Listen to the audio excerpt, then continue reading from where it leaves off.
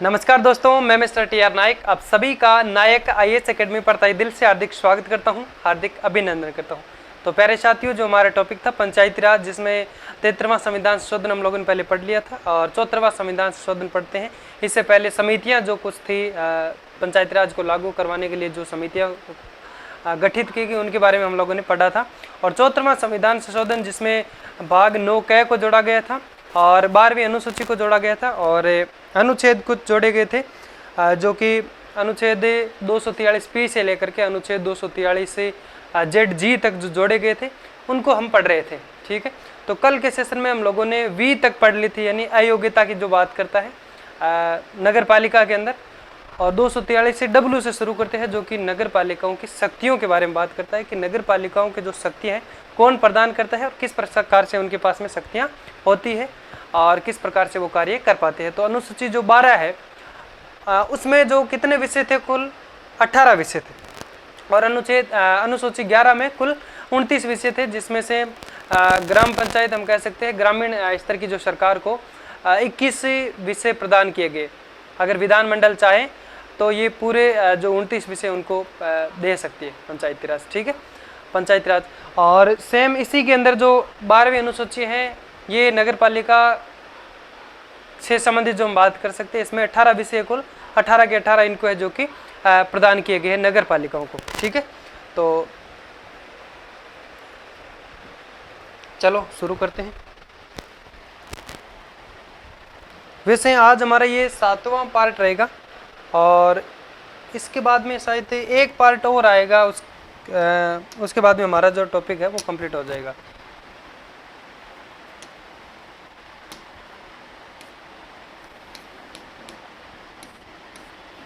और जैसे ही topic complete होगा उसके बाद में क्या करेंगे भाई, हम प्रश्नोत्तरी एक लाइव क्लास लेकर के आएंगे। ठीक है, तो इसको समझने की जरूरत नहीं है, पहले हेडिंग लगाओ आप, उसके बाद में लिखो अनुच्छेद 243 W। अनुच्छेद 243 W किसकी बात करता है? नगर पालिकाओं की शक्तियां।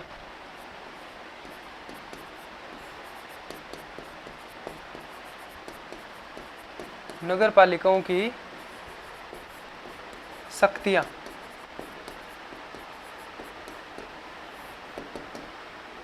ठीक है, किसकी बात करता है? नगर पालिकाओं की शक्तियां। लिखो, हेडिंग लिखो, उसके बाद भी लिखो अनुसूची 12 में उल्लेखित 18 विषयों में से विधानमंडल विधि द्वारा प्रदान करेगी। कौन करेगी? यानी अनुसूची 18 में जो विषय है, अनुसूची 18 क्या, अनुसूची 12, अनुसूची 12 में उल्लेखित कितने विषय हैं? उल्लेखित 18 विषयों में से विधानमंडल विधि द्वारा उनको प्रदान करेगी। विषयों में से विधानमंडल विधि द्वारा प्रदान करेगी, द्वारा प्रदान करेगी। ये सारे जो 18 विषय ही प्रदान किए गए हैं, तो ये कोई जरूरी नहीं है पूरे 18 ही प्रदान करे। ठीक है ना, फिर लिखो कितने विषय प्रदान किए गए हैं। तो राजस्थान में नगर पालिकाओं को विधानमंडल द्वारा 18 विषय दिए गए। राजस्थान की हम बात कर रहे हैं, तो राजस्थान में नगर पालिकाओं को विधानमंडल द्वारा, राजस्थान में नगर पालिकाओं को किसके द्वारा? विधानमंडल द्वारा, मंडल द्वारा कितने विषय प्रदान किए गए? 18 विषय प्रदान किए गए हैं या फिर 18 विषय दिए गए हैं।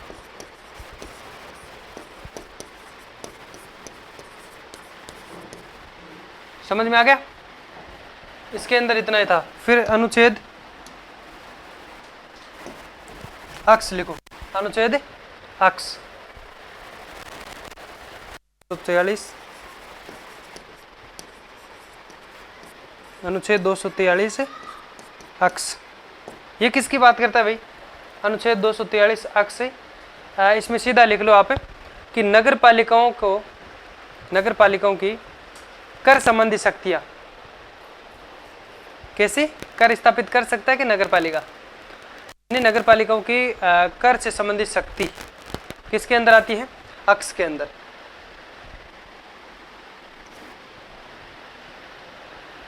लिख दो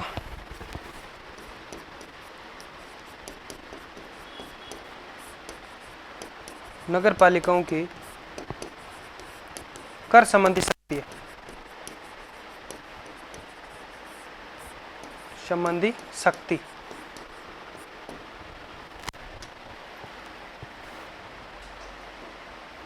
अब इसमें पहले समझने की कोशिश करो।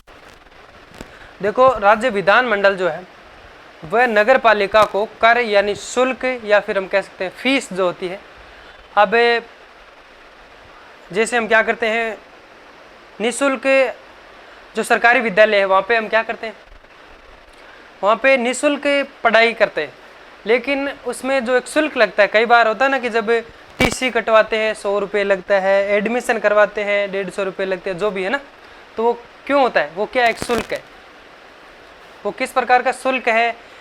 अब ये कोई ज़रूरी नहीं है कि पूरा जैसे प्राइवेट वाले जितने ले वो ही, तो वो भी एक प्रकार से क्या, एक तरह का शुल्क होता है, कर होता है, फीस होता है एक तरह से। तो ये लगाने की शक्ति प्रदान कर सकती है विधानमंडल, जो नगर पालिकाओं की बात करें। एक बार मैंने ये जो एग्जांपल दिया आपको, इस प्रकार से, यानी ये एक प्रकार से शुल्क होता है किसी न किसी चीज़ का। अब वो सरकारी काम हो फिर भी उसमें जो एक तरह से टैक्स के रूप में जो लगता है, ठीक है ना, जायज़ काम में भी। तो राज्य सरकार जो है राज्य की संचित निधि या फिर जो अन्य कई सारे जो कर है उनसे नगर पालिकाओं को हिस्सा दे सकती है। यानी हम बात करें तो राज्य जो सरकार है उनके पास में एक तो संचित निधि है, राज्य संचित निधि, उसके अंदर जो धन होता है, या फिर हम बात कर सकते हैं अन्य कई प्रकार का जो कर वसूली अगर करते हैं उनका कुछ हिस्सा नगर पालिका को दे सकते हैं विकास के लिए। दे सकते हैं कि नहीं दे सकते? दे सकते हैं। चलो लिखो, इसके बाद में वाई पढ़ते हैं। इसमें लिखो, राज्य विधानमंडल नगर पालिकाओं को कर शुल्क व फीस से लगाने की शक्ति प्रदान कर सकती है।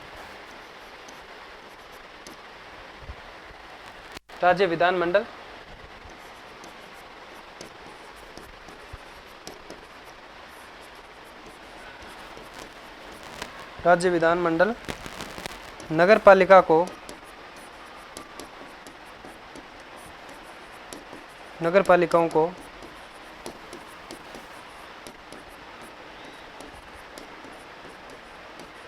कर शुल्क व फीस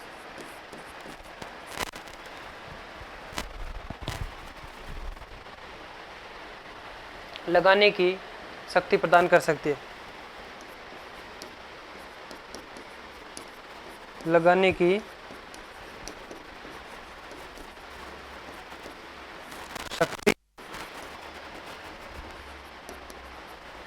प्रदान कर सकती है।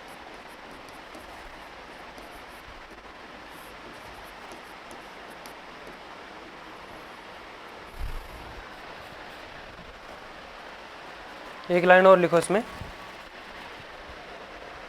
कि राज्य सरकार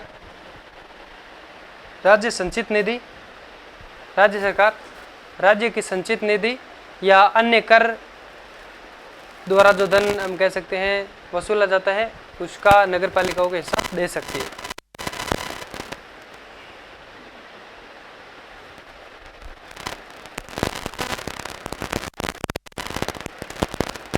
चलें आगे, चलो।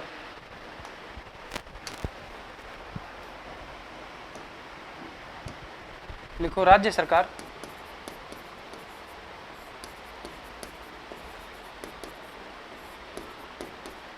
राज्य संचित निधि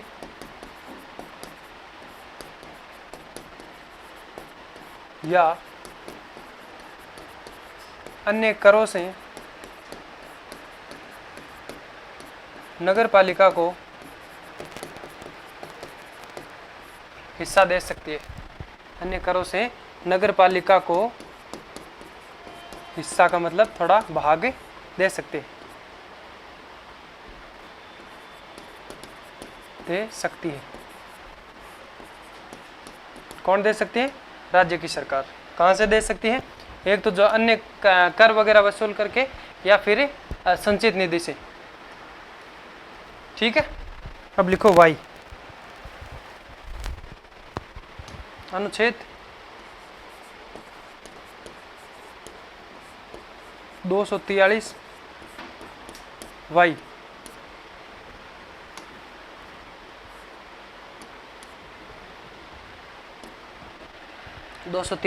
वाई जो किसके बारे में बात करेगा? वित्त आयोग के बारे में, राज्य वित्त आयोग जो होता है उसके बारे में। और एक है 243 आई जो हम लोगों ने बात की थी, वो किस में है? राज्य वित्त आयोग।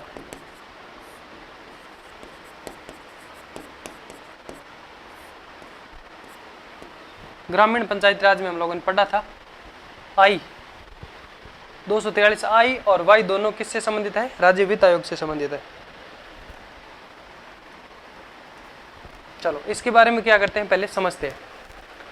सेम चीज है जैसे हम लोगों ने पढ़ा था 73वें संविधान संशोधन के अंदर, वो सेम इसी के अंदर जो सेम एक प्रकार से दोहराया गया है। ठीक है, तो अनुच्छेद 243 आई और एक है अनुच्छेद 243 वाई, ये राज्य वित्त आयोग का गठन जो है उसका उल्लेख करता है। ठीक है, डायरेक्ट सीधा आपका प्रश्न बन सकता है। और आयोग की जो संरचना है वो विधानमंडल विधि के द्वारा तय करती है, निर्धारित करती है, तय करती है। प्रत्येक 5 वर्ष में एक वित्त आयोग का, राज्य वित्त आयोग का जो गठन किया जाना होता है। और कौन करता है? और आयोग का जो मुख्य कार्य क्या होता है? राज्य की संचित निधि से या अन्य सहायता से अनुपात निश्चित करना, है ना। और उसके बाद में बात करते हैं कि राज्य द्वारा वित्तीय सहायता में पंचायती राज और नगरीय नगर पालिका जो बात कर सकते हैं, नगरीय निकाय या नगर पालिकाओं को उनकी जनसंख्या के अनुपात के अनुसार उनको है जो कि विकास के लिए फंड दिया जाता है, या फिर सहायता हम कह सकते हैं दी जाती है। पंचायती राज संस्थाओं को किस प्रकार से फंड दिया जाता है? 75.10% फंड दिया जाता है। नगर पालिका को कितना दिया जाता है? 24.90। अभी बात करें कि जो नगर पालिका है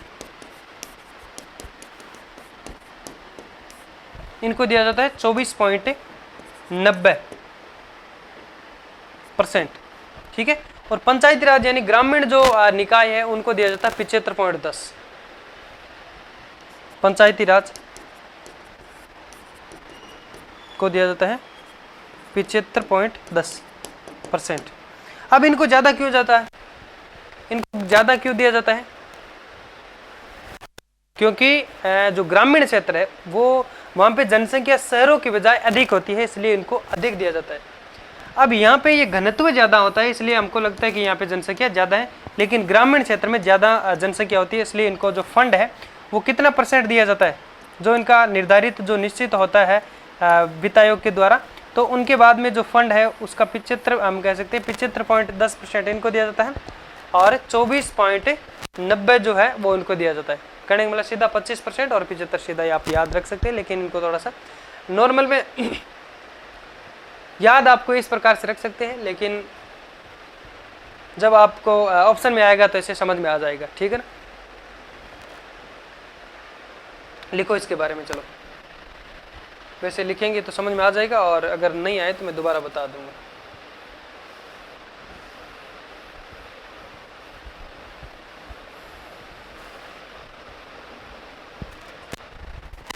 अनुच्छेद 243 आई और अनुच्छेद 243 वाई। अनुच्छेद 243 आई वाई राज्य वित्त आयोग का, राज्य वित्त आयोग के गठन का उल्लेख करता है। अनुच्छेद 243 आई व आर्टिकल 243 वाई राज्य वित्त आयोग के गठन का उल्लेख करता है। राज्य वित्त आयोग के गठन का उल्लेख करता है।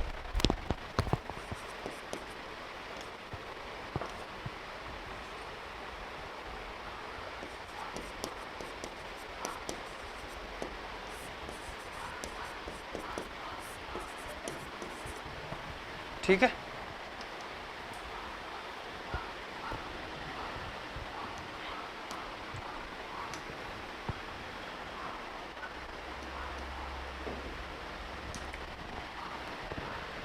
और फिर लिखो आप इसमें प्रत्येक 5 वर्ष, पहले एक लाइन ये लिख दो कि आयोग की संरचना विधानमंडल विधि द्वारा निर्धारित करता है। आयोग की संरचना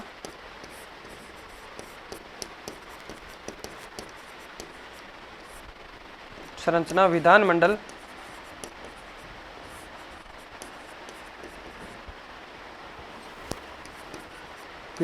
विधि द्वारा तय करेगा,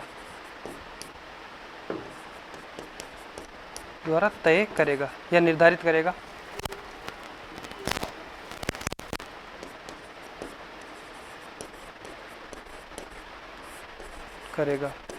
कैसा आयोग होता है? एक सदस्य होता है या बहुसदस्य? पढ़ा था हमने? हाँ तो ठीक है, फिर पता है तो ठीक है। अब लिखो प्रत्येक 5 वर्ष बाद किसके द्वारा? राज्यपाल के द्वारा किया जाता है ना। प्रत्येक 5 वर्ष बाद राज्यपाल द्वारा वित्त आयोग का गठन किया जाएगा। प्रत्येक 5 वर्ष बाद, या सीधा लिख दो राज्यपाल द्वारा प्रत्येक 5 वर्ष पश्चात राज्य वित्त आयोग का गठन किया जाएगा। पश्चात राज्यपाल द्वारा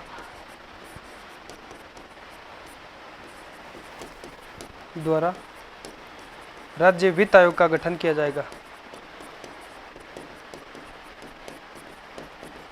राज्य वित्त आयोग का गठन किया जाएगा।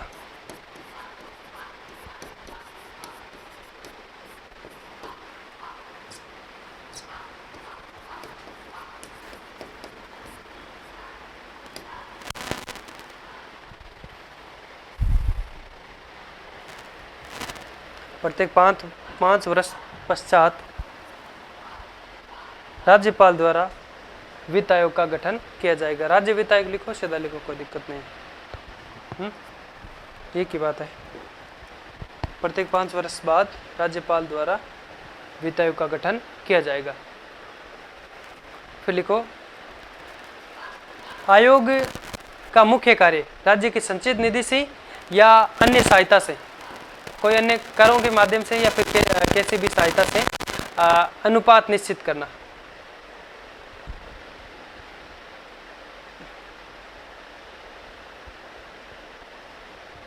चलो लिखो आयोग का मुख्य कार्य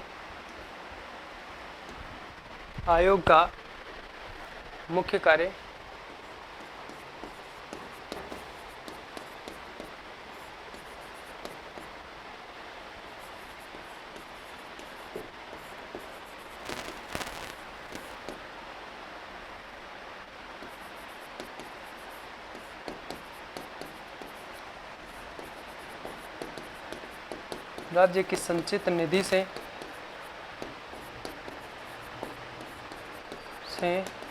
या अन्य सहायता से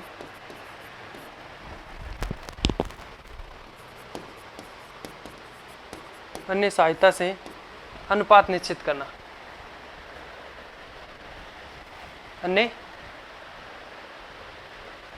देखो आयोग का मुख्य कार्य राज्य की संचित निधि से या अन्य सहायता का अनुपात निश्चित करना।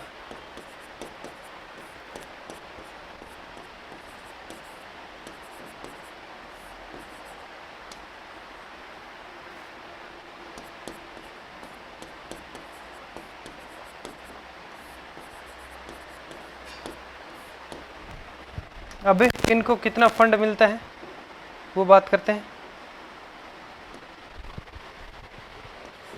किनको दिया जाता है, कितना फंड? पंचायती राज संस्थाओं को। पहले एक लाइन और लिखो कि राज्य द्वारा वित्तीय सहायताओं में पंचायती राज और नगर पालिकाओं को उनकी जनसंख्या के अनुपात के अनुसार फंड दिया जाता है।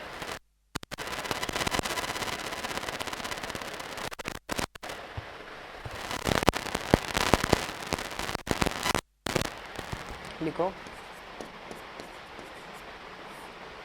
राज्य द्वारा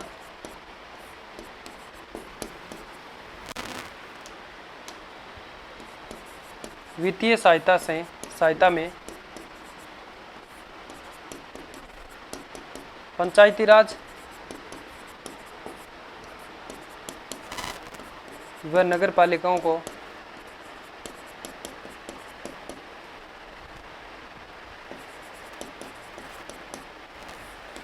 उनकी जनसंख्याओं के अनुपात के अनुसार फंड दिया जाता है या फिर सहायता दी जाती है।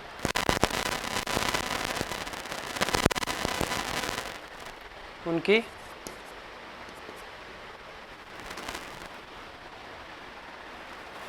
नगर पालिकाओं उनकी जनसंख्या के अनुपात के अनुसार सहायता दी जाती है।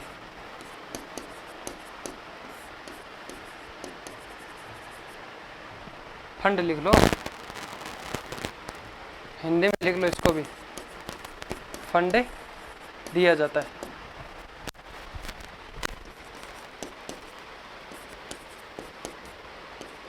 ठीक है, अब लिखो किसको कितना फंड मिलता है। पंचायती राज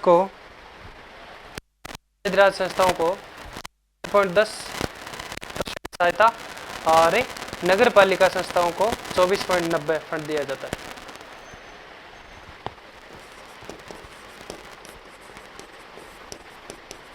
पंचायती राज संस्थाओं को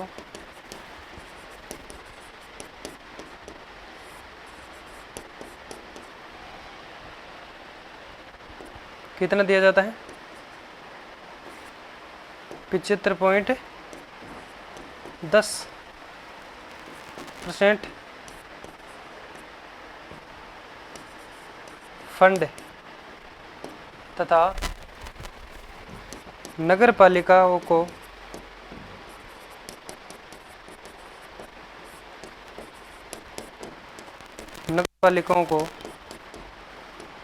कितना दिया जाता है? 24.90%।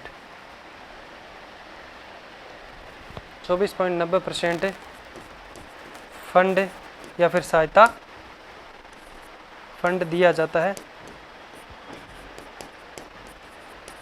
ये ऐसा क्यों दिया जाता है भाई? नगर पालिका को हम कहते हैं ना कि भाई बड़ा वो एक तरह से शहर होता है, तो उनको ज़्यादा क्यों नहीं देते और पंचायती राज को ज़्यादा क्यों देते हैं? क्योंकि नगरों की बजाय शहरों में नहीं, ग्रामीण हम कह सकते हैं जो जनसंख्या ज़्यादा होती है, क्योंकि ग्रामीण क्षेत्र में जनसंख्या शहरों की बजाय अधिक होती है, इसलिए इनको अधिक ज़्यादा लिख दो कोष्टक में। क्योंकि ग्रामीण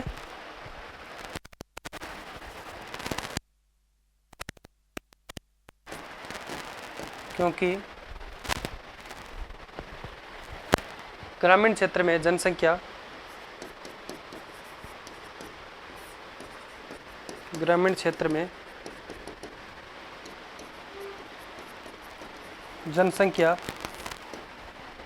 शहरों की बजाय अधिक होती है।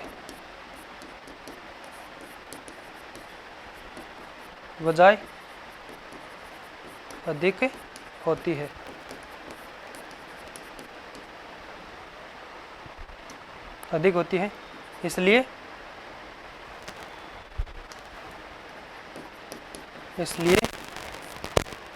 इनको फंड अधिक दिया जाता है।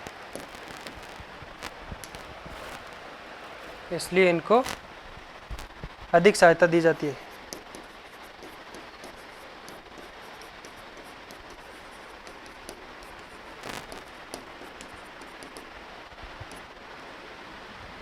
ठीक है, चलो लिखो।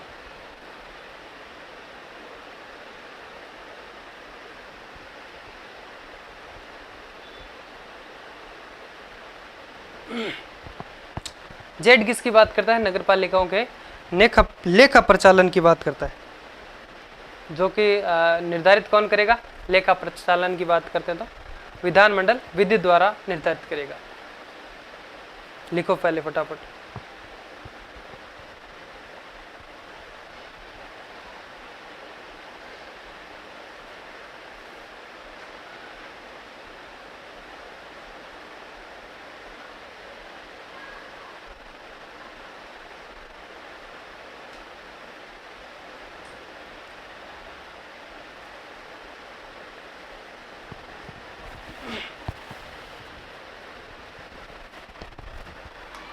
वाई वाई के बाद जेड आता ना, लिखो अनुच्छेद 243 जेड नगर पालिकाओं के लेखा प्रचालन,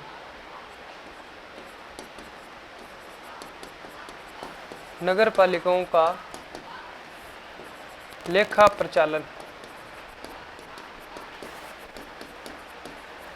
इसमें एक लाइन लिख दो केवल,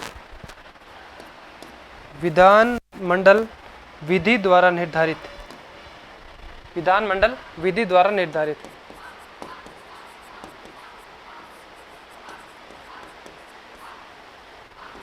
विधानमंडल विधि द्वारा निर्धारित करेगा।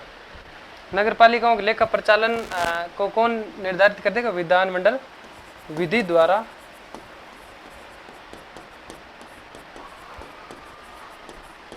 निर्धारित करेगा।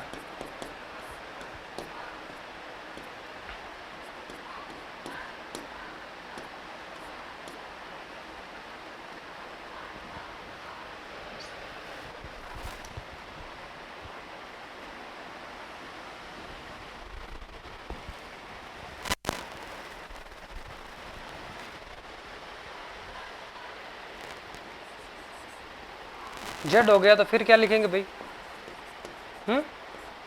क्योंकि जेड जी तक हमको पढ़ना है तो अनुच्छेद 243 जेड ए पढ़ेंगे। किसकी बात करता है? निर्वाचन आयोग की। किसकी बात करता है? राज्य निर्वाचन आयोग। इसमें हेडिंग लगाओ, राज्य निर्वाचन आयोग।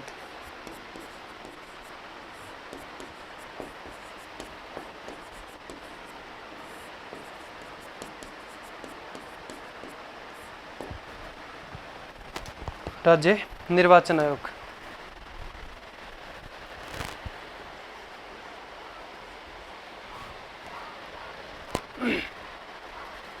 संरचना का निर्धारण कौन करेगा?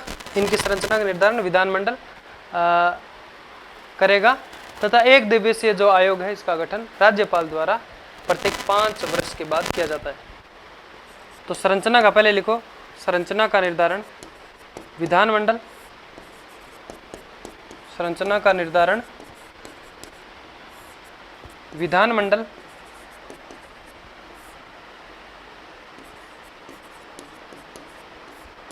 तथा एक सदस्यीय आयोग है।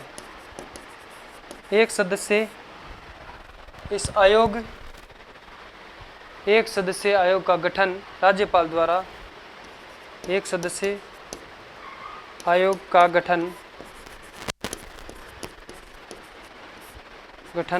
प्रत्येक 5 वर्ष बाद किया जाता है।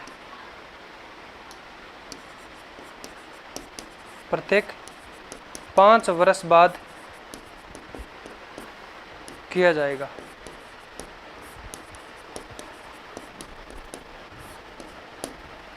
ठीक है। तो जेड ए में क्या था? निर्वाचन आयोग के बारे में जो की बातें करता है। फिर आता है जेड बी। जेड बी बात करता है, उसमें एक लाइन लिखो, संघ राज्य क्षेत्र की बात करता है जिसमें भाग 9 लागू नहीं होता है, जिसमें भाग 9 लागू नहीं होता है। और अगर लागू करना भी चाहें तो राष्ट्रपति नियमों के द्वारा इसे लागू कर सकता है। कौन कर सकता है? राष्ट्रपति नियम बना करके वहाँ पे लागू कर सकता है। नगर पालिका की बात हम कर रहे हैं, पहले यही पंचायती राज के अंदर हम लोगों ने पढ़ा था। सी बात करता है यानी संघ क्षेत्र में जो, वो तो जेड बी के अंदर आते हैं। और कुछ ऐसे राज्य यानी संघ क्षेत्र नहीं है वहाँ पे भी नो, जो भाग नो लागू नहीं होता है। वहाँ पे अगर लागू भी करना चाहे तो क्या होगा, कर सकते क्या? वो कौन से राज्य है जहाँ पे लागू नहीं होता? संसद विधि द्वारा इन भागों में ऐसे क्षेत्रों में लागू कर सकती है। और वो भाग कौन से हैं? मिजोरम है, नागालैंड है, मेघालय, मणिपुर और पश्चिम बंगाल। पश्चिम बंगाल का दार्जिलिंग क्षेत्र है, उन्हीं के बारे में जो पंचायती राज में हम लोगों ने पढ़ा था। लिखो ZB, लिखो पहले अनुच्छेद ZB।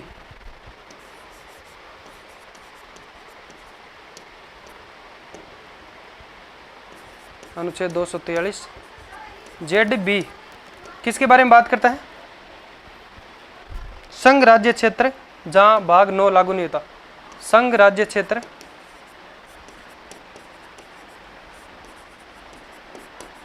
क्षेत्र जहां ये भाग लागू नहीं होता,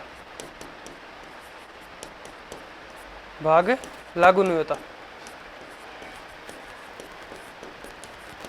कोष्टक में लिखो तो लिख देना भाग कौन सा, जो नगर पालिका की हम बात कर रहे हैं, भाग 9।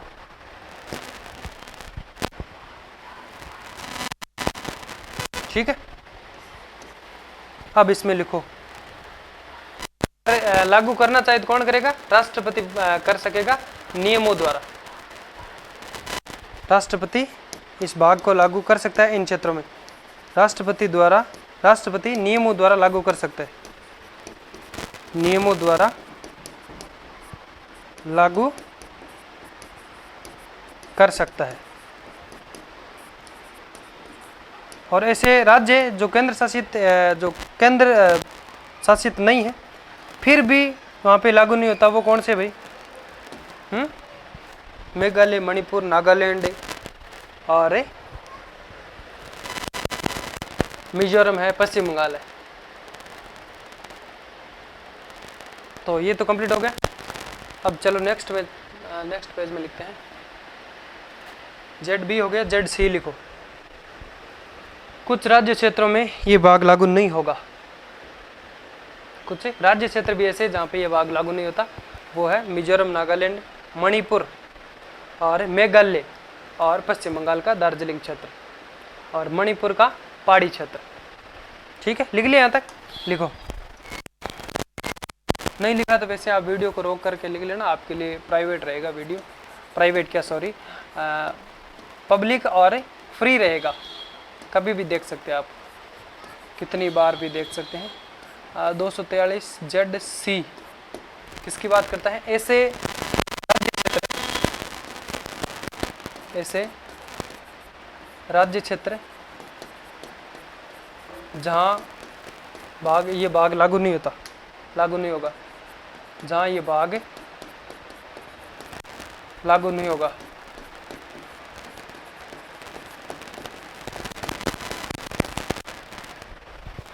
और अगर लागू करना चाहे तो कौन कर सकता है भाई? संसद विधि द्वारा। कौन कर? संसद विधि द्वारा भाग ऐसे क्षेत्रों में लागू कर सकता है। संसद विधि द्वारा ऐसे राज्य क्षेत्रों में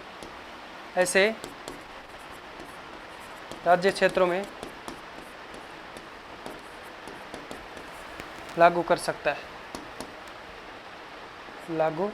ये भाग लागू कर सकती है।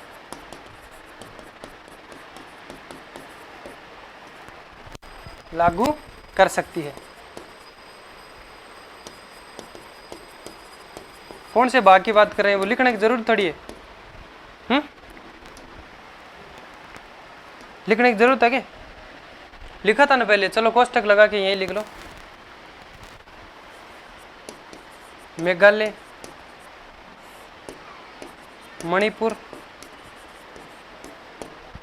नागालैंड,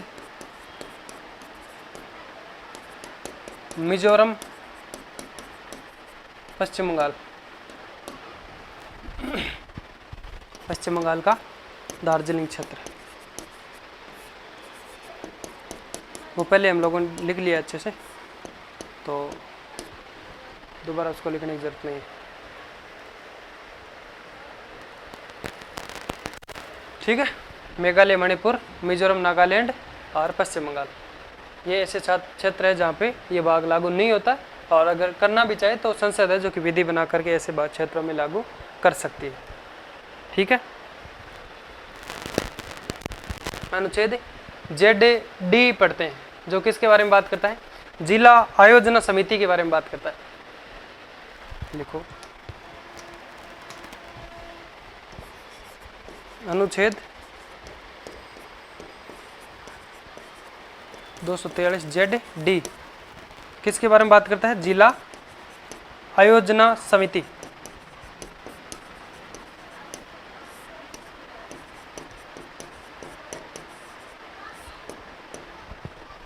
अब इसको पहले समझने की कोशिश करो। देखो ये क्या कहते हैं, इसके अंदर जो किस प्रकार से जिला आयोजन जो समिति है वो कार्य करती है। देखो इस समिति का जो मुख्य कार्य जो क्या होता है, जिले हेतु योजनाओं का निर्माण करना होता है। और योजनाओं को क्या करता है, ये समेकित करता है। समेकित का मतलब होता है देखो चलो इसको हम समझेंगे, लेकिन इसमें होता क्या है कि कुल सदस्यों की संख्या की अगर बात करें तो 25 होती है, जिसके 4/5 सदस्य। इनमें कुल सदस्यों की संख्या कितनी होती है? सदस्यों की संख्या 25 होती है कुल, लेकिन इसका 4/5 यानी 20 सदस्य। जो 4/5 सदस्य 20 है, वो सदस्य शहरी व ग्रामीण निकायों के सदस्यों द्वारा निर्वाचित होते हैं। कहाँ से होते हैं? शहरी व ग्रामीण निकाय के सदस्यों द्वारा निर्वाचित होते हैं। कितने? 20 सदस्य। 25 में से 20 सदस्य शहरी व ग्रामीण निकायों से सदस्य द्वारा निर्वाचित होते हैं। और इसके 2 सदस्य जो कि राज्य सरकार द्वारा मनोनीत भी किए जाते हैं। कितने सदस्य? 2 सदस्य राज्य सरकार द्वारा मनोनीत किए जाते हैं, और 3 सदस्य पदेन सदस्य होते हैं, जैसे कि एक होता है कलेक्टर होता है, एक CEO होता है और एक ACE होता है। ठीक है, तो समझ में आ गया होगा या फिर दोबारा बताऊं इसको? देखो इसका जो मुख्य कार्य होता है वो होता है, इस समिति का मुख्य कार्य जिले हेतु योजनाओं का निर्माण करना और योजनाओं को समेकित करना, इकट्ठा करना, किस प्रकार से योजनाएं जो बनानी है इनके बारे में। और इसमें कुल सदस्यों की जो संख्या 25 है, जिसमें से हम कह सकते हैं 4/5 सदस्य यानी 20 सदस्य शहरी और ग्रामीण निकायों के सदस्यों द्वारा निर्वाचित होते हैं। और निर्वाचित का मतलब शहरी और ग्रामीण को दोनों को मिला करके उनके द्वारा उनको निर्वाचित किया जाता है, उनको बोर्ड के द्वारा। ठीक है, फिर बात आती है कि इसमें 2 सदस्य ऐसे हैं जिनको राज्य सरकार मनोनीत करती है, और 3 सदस्य ऐसे हैं जो पदेन सदस्य होते हैं। पदेन का मतलब ऐसे होता है कि जो पहले से पद पे है और उनको अतिरिक्त कोई पद मिला है साथ में, है ना, साथ में कोई पद मिला है तो उन्हें पदेन कहा जाता है। उस पद को पदेन कहा जाता है। जैसे कलेक्टर पहले से हम कह सकते हैं नियुक्त है और उसको कोई पद इस समिति के अंदर सदस्य बनाया जाता है, तो इस प्रकार से उनका एक पदेन सदस्य वो हो जाता है। ऐसे एक CEO होता है, एक ACO, तो 3 ऐसे सदस्य जो पदेन सदस्य इस समिति के अंदर होते हैं। ठीक है, तो लिखो इसमें आप, इस समिति का मुख्य कार्य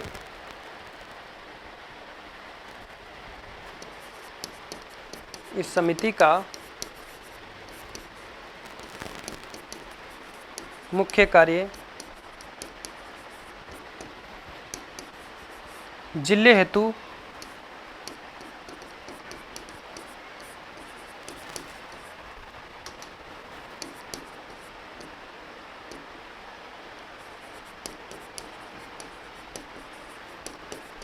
योजनाओं का निर्माण करना,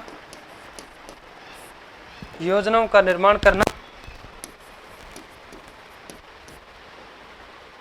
तथा योजनाओं को समेकित करना।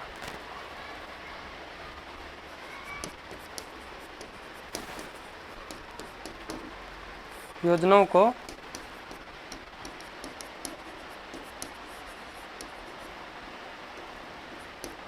समेकित करना।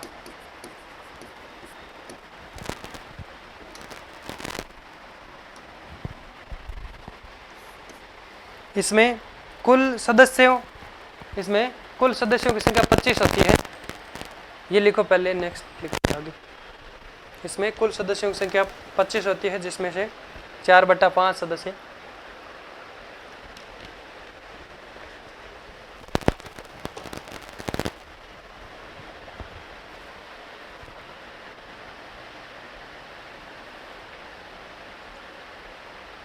चले।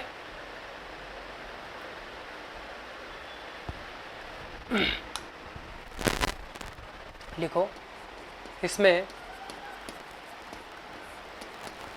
कुल सदस्य 25 होते हैं, जिसमें से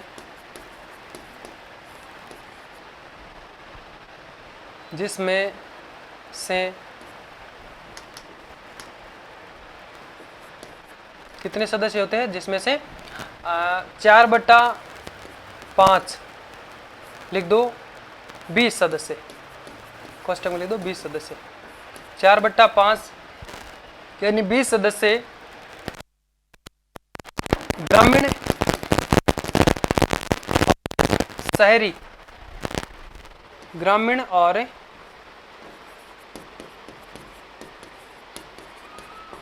शहरी निकाय के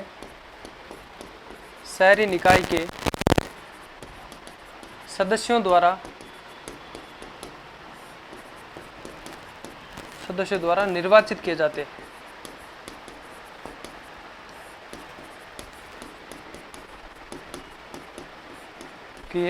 हैं।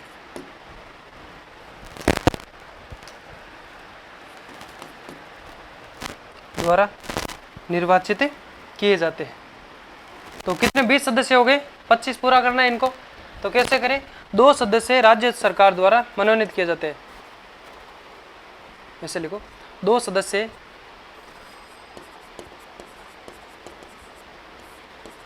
राज्य सरकार द्वारा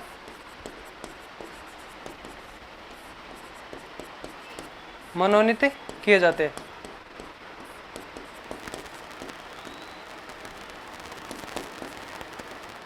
मनोनीत किए जाते हैं। कितने बच गए? 3 सदस्य। 3 सदस्य पदेन सदस्य होते हैं। 3 सदस्य पदेन सदस्य होते हैं।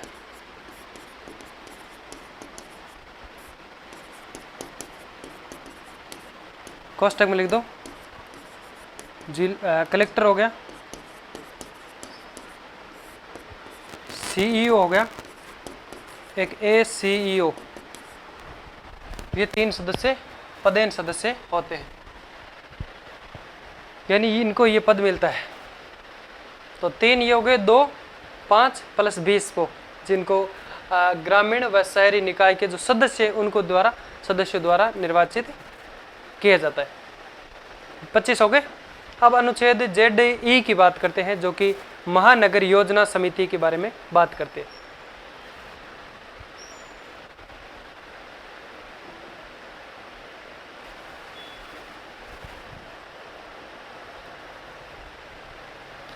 तो महानगर योजना ये लिखो,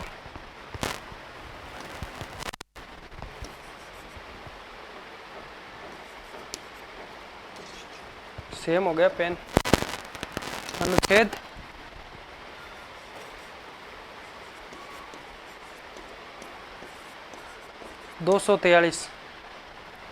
Z क्या पढ़ा था अभी हम लोगों ने? D पढ़ लिया ना। E लिखो, इसमें हेडिंग लिखो महानगर योजना समिति। महानगर योजना समिति।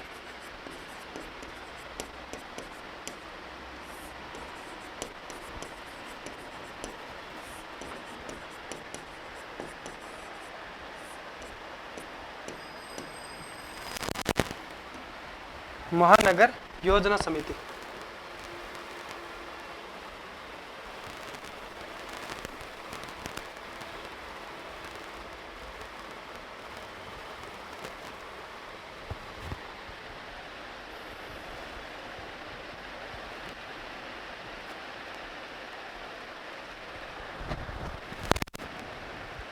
इसमें लिखो कि पहले समझते हैं कि संविधान के तहत या फिर हम कह सकते हैं संविधान के अनुसार इसमें सदस्यों की संख्या जो निर्धारित नहीं की गई है, लेकिन कुल सदस्यों के जो कुल सदस्य होते हैं उनका 2/3 भाग यानी 2/3 निर्वाचित होते हैं।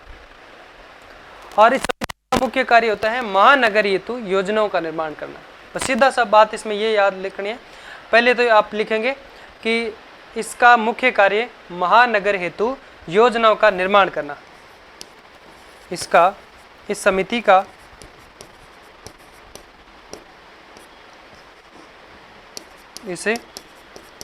समिति का मुख्य कार्य महानगर हेतु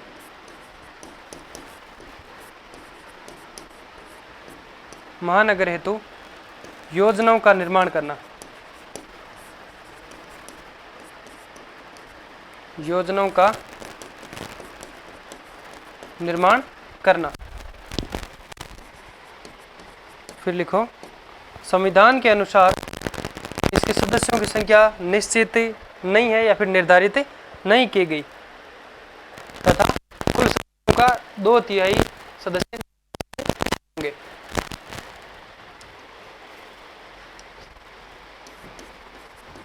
संविधान के अनुसार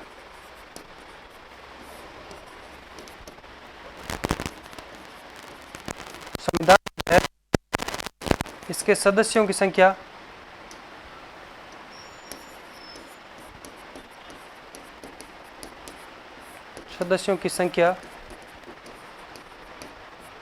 निर्धारित नहीं की गई है।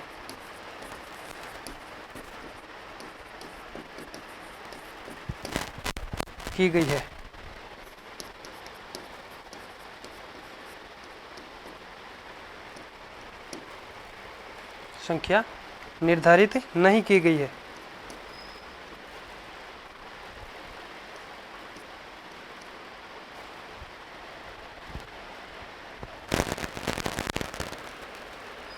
तथा कुल सदस्यों का 2/3 निर्वाचित किया जाता है। लिख दो तथा कुल सदस्यों का 2/3 निर्वाचित होंगे। कुल सदस्यों के 2/3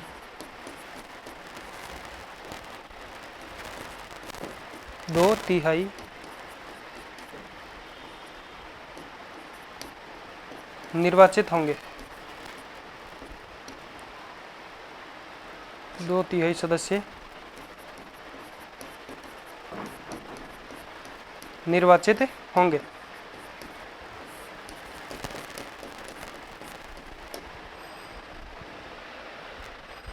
कुल सदस्यों के 2/3 सदस्य निर्वाचित होंगे, क्योंकि संविधान के अनुसार इसमें कोई भी सदस्यों की संख्या निर्धारित पहले से की नहीं गई है।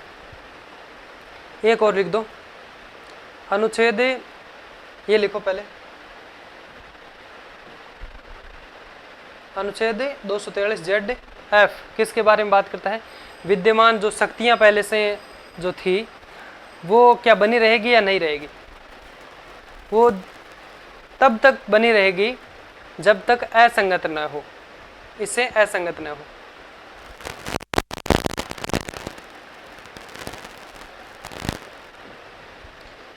कितने, अच्छा जी तक हम पढ़ रहे थे ना, 2 अनुच्छेद पहले और पढ़ते हैं ना, दोनों को पढ़ लेते हैं, ज़्यादा उसमें कुछ नहीं। एक तो वो न्यायालय हस्तक्षेप नहीं करेगा, वो ZG बात करता है, और विद्यमान विधियाँ कहो, विद्यमान विधियाँ शक्तियाँ तब तक बनी रहेगी, पहले की जो भी विधियाँ बनाई गई है, जब तक असंगत न हो। लिखो अनुच्छेद 243 F,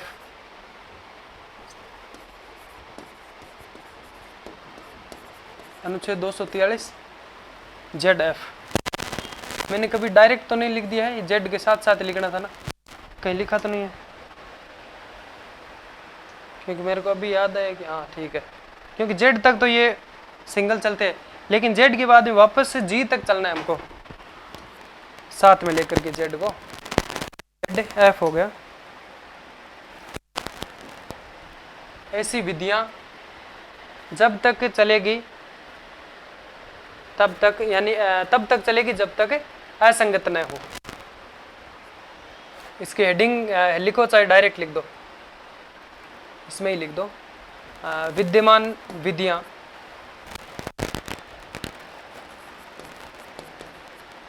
विद्यमान विधियां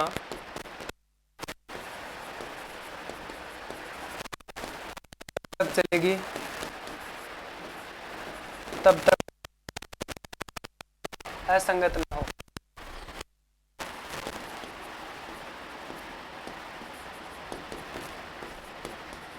तब तक असंगत न हो। लास्ट और रह गया, अनुच्छेद 243 जेड, ई एफ के बाद में क्या आता है, जी आता है ना। और इसमें लिखो न्यायालय हस्तक्षेप नहीं करेगा। किस में नहीं करेगा, किस बातों में नहीं करता है? एक तो न्यायालय नगर पालिकाओं के परिसीमन, वही सेम बात इसमें आती है जो उसमें हम लोगों ने पढ़ा था कि परिसीमन और संख्या संबंधित, सदस्य संख्या जो सीट होती है, सीट संख्या संबंधित मामलों में हस्तक्षेप नहीं करेगा। न्यायालय हस्तक्षेप नहीं करेगा, लिखो न्यायालय हस्तक्षेप नहीं करेगा।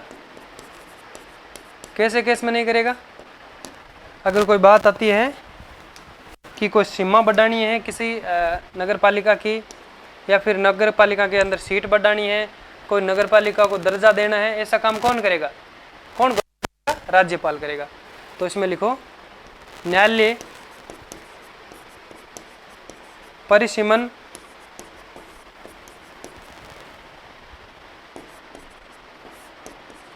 या सीट संख्या संबंधित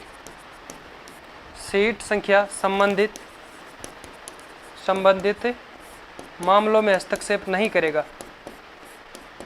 मामलों में हस्तक्षेप नहीं करेगा।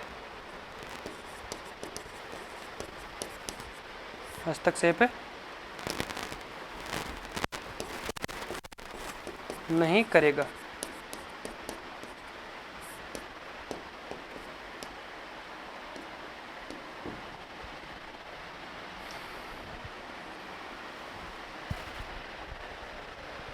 न्यायालय किसकी बात करें हम? नगर पालिका में।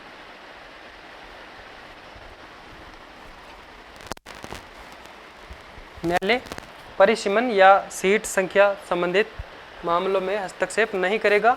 तो ये आर्टिकल है नगर पालिका से संबंधित। तो इसमें इससे ऐसे लिख दो, न्यायालय नगर पालिका में परिसीमन या सीट संबंधित, तो लिख दो, कोई दिक्कत नहीं है। वैसे हम नगर पालिका ही पढ़ रहे हैं तो इसमें अलग से लिखने की जरूरत नहीं है।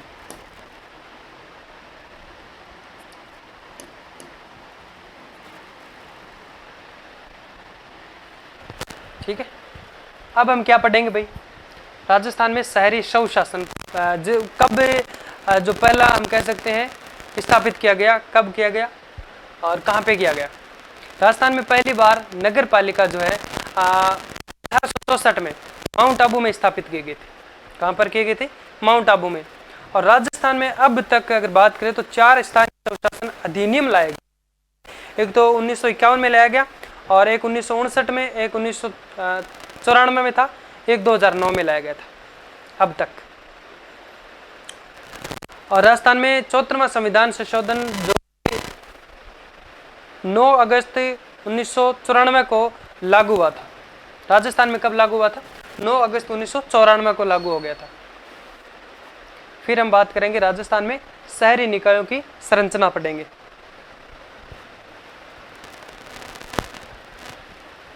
लिख लिया यहाँ तक? अब एक हेडिंग लगाओ, राजस्थान में शहरी स्वशासन। राजस्थान में पहली बार नगर पालिका 1864 में माउंट आबू में स्थापित की गई।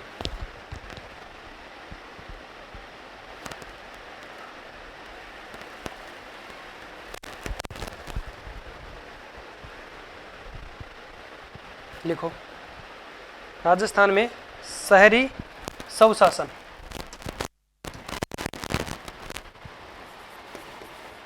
शहरी का मतलब नगरीय। राजस्थान में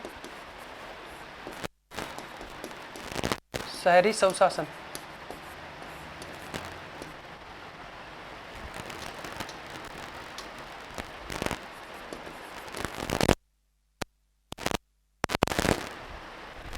देखो, राजस्थान में पहली बार नगर पालिका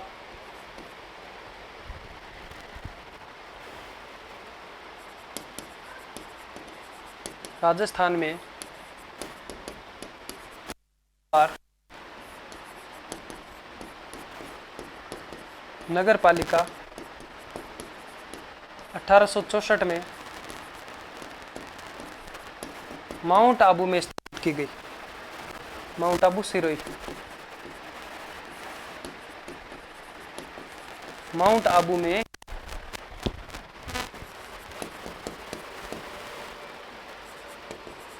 स्थापित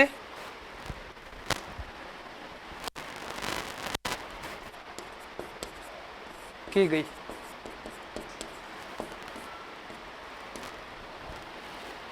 और ग्राम पंचायती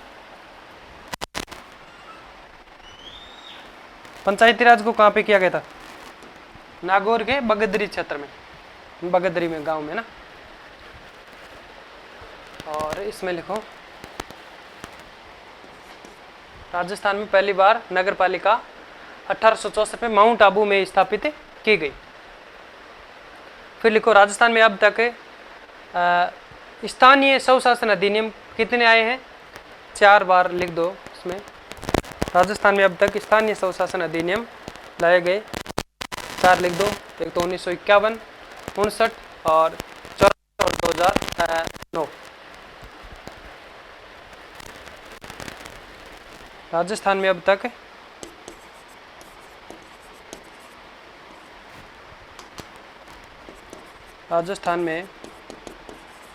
तक कितने लाए गए? 4 स्थानीय स्वशासन अधिनियम, स्थानीय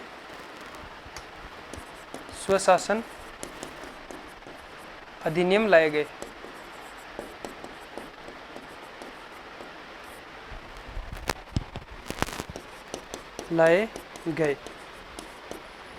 कौन कौन सा लिख दो डैश करके।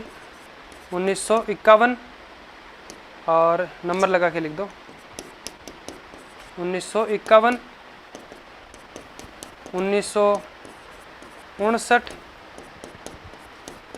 1994, चौथा था 2009। 4 हो गए। 1951, 1959, 1994, 2009, ये 4 अधिनियम राजस्थान में स्थानीय स्वशासन से संबंधित जो अधिनियम माने जाते हैं। फिर एक लाइन और लिख दो, राजस्थान में 74वां संविधान संशोधन लागू कब हुआ था भाई? 74वां संविधान संशोधन था किससे संबंधित? नगरीय स्वशासन से, है ना, शहरी स्वशासन कह दो। राजस्थान में 74वां संविधान संशोधन 9 अगस्त 94 को लागू हुआ। राजस्थान में 74वां संविधान संशोधन 1992, 74वां संविधान संशोधन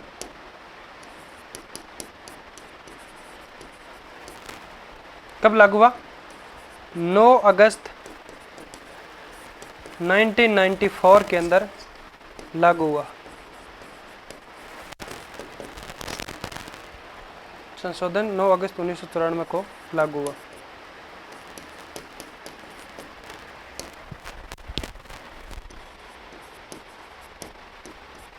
समझ में आया यहाँ तक?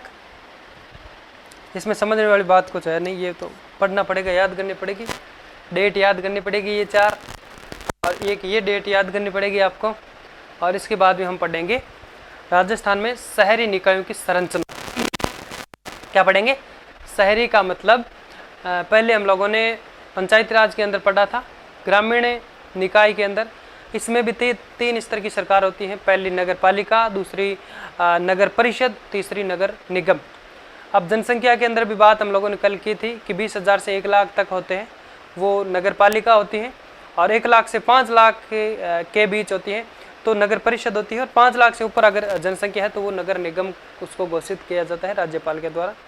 ठीक है, और इसके जो सदस्य कौन होते हैं, इन सभी के बारे में, अध्यक्ष कौन होते हैं, इनके अंदर काम किस प्रकार से चलता है, तो ये सब हम लोग है जो कि कल पढ़ेंगे दोस्तों। इसी के साथ में आज के सेशन को यहीं पे पूर्ण करते हैं। ये आपने नहीं लिखा है तो लिख लो, पहले कुछ देर आपको दिया जाता है, टाइम दिया जाता है।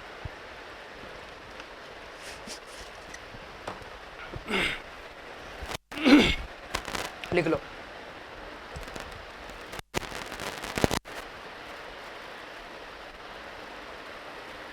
लिख लिया ना? चलो फिर मिलते हैं, तब तक राम राम।